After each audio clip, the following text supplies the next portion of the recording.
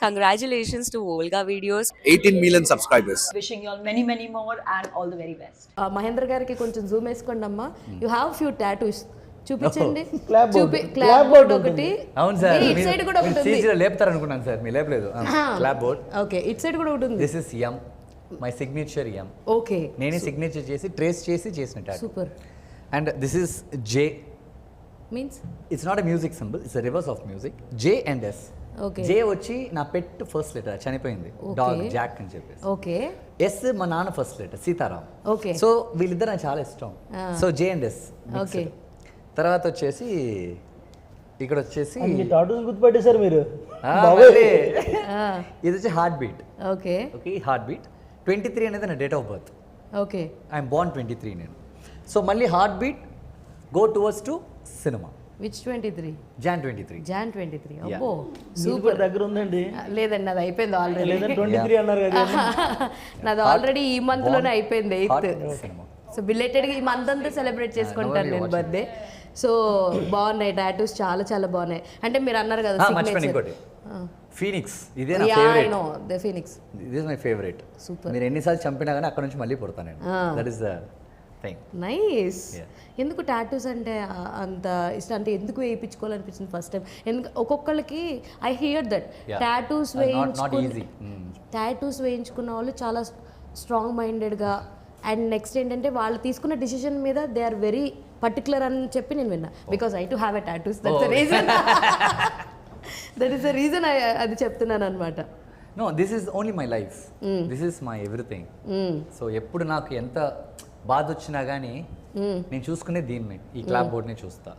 ఇది me and ఇది నాకు అదే, ఈ రెండు విషయాలు నాకు very important. Phoenix, clap is my emotions. A year అప్పుడు యూ స్టార్టెడ్ యాక్టింగ్? 92. నాకు అప్పుడు ఉంటుంది ఒక 10 months 11 months బేబీ. మంత్స్. నేను నాటమ్మ చేసేటప్పుడు నాకు 3 ఏళ్ళు సార్. అంతకుముందు జూనియర్ ఆర్టిస్ట్గా 10 సినిమాలు చేసింది సార్ నేను. సూపర్. నాటమే గుర్తుంది. మీరు అనుకుంటున్నారా ఫేస్గా నాటమే, అంతకుముందు జూనియర్. కానీ ఈ అనగానే తెలుగులో ఫస్ట్ గుర్తొచ్చే సినిమా ఏం చెప్పండి? పెదరాయుడే. పెద్దరాయుడే. నాటమే. దేవి. మీకు తెలుసా దేవి సినిమా ప్రతి ఒక్కరికి అలాగా, అంటే V90s కిడ్స్ కి అందరికి గుర్తుండి, దట్స్ ఓన్లీ పర్టికులర్ సీన్. ఇలా పెడతాడు ఆయన చేతులు కిటికీలో నేను తెలియదు ఏకంగా. ఇప్పటికీ చాలా మంది గుర్తుపెట్టుకునే ఏకైక సినిమా మహేంద్ర అంటే ఫస్ట్ టక్ అని గుర్తొచ్చేది ఆ సినిమా. జూనియర్ ఎన్టీఆర్ గారు నన్ను ఫస్ట్ టైం చూసినప్పుడు సింహాద్రి షూటింగ్ లో, ఒరే నువ్వే కదరా వాడు, నేనే అన్నాను. తను చెప్పింది ఫస్ట్ ఏంటంటే, నేను చూసినప్పుడంతా నేను చిన్నప్పుడు భయపడేవాడిని. కరెక్టే. మా అమ్మతో నేను చూసినప్పుడంతా నేను చూసి భయపడి పారిపోయేవాడిని. నేను అంత భయపడిచ్చాను అని ఆయన అన్నా నా దగ్గర. స్లైట్ విలనిజం చూపిస్తారు కదా చిన్నపిల్లల్లో కూడా ఎంత చూపించొచ్చా అన్నది దట్ ప్రూవ్స్ దేవి సినిమా అన్నమాట. ఇప్పటికీ అది ఉండిపోతుందండి. ఈయన ఎంత మంచిగా ఉన్నా కూడా రే దేవిలో వెళ్ళనే అన్నది బాగా గుర్తుంటుంది. అండ్ ఇంకొకటి మీ సినిమాకి ఇంకొక పెద్ద అసెట్ ఎవరంటే మణిశర్మ గారు అని చెప్పాలి. మ్యూజిక్ అదే. ఎవరి చాయిస్ అసలు? ఫస్ట్ ఎవరు అప్రోచ్ అయ్యారు? మీరేనా? సో కానీ మీరు ఫస్ట్ నాది అడిగారు, మనిషి మరి చేద్దాం అనుకుంటాను. ఆల్రెడీ ఇంకో చాయిస్ లేదు నాకు, ఆయన ఒక్కరే. ఇంకో పేరు కూడా చెప్పలేదు, ఎవరు చెప్పలేదు. అవునా? సూపర్. ఆయన ఒప్పుకో రోజు చేస్తారో చేయరు, డబ్బులు పట్టుకొని వెళ్ళిపోదాం అక్కడ పెట్టాం.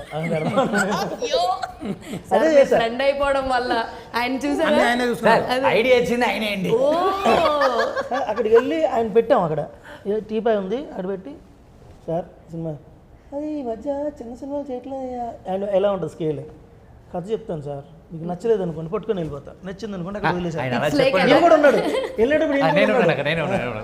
కాదు.